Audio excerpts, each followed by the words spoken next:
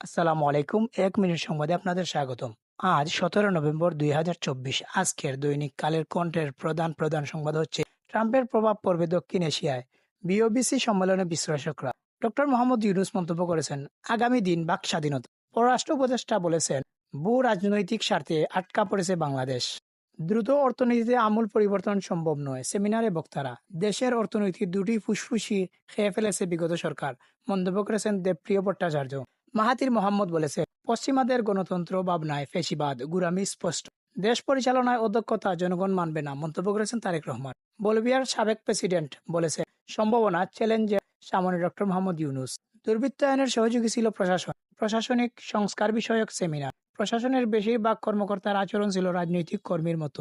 মুরগির বাচ্চায় ২ মাসে ৫৪০ কোটি টাকা লুপাট, অভিযোগ পোল্ট্রি অ্যাসোসিয়েশনের। সাক্ষাৎকারে বাণিজ্য উপদেষ্টা শেখ বশির উদ্দিন বলেছেন, ব্যবসা বান্ধব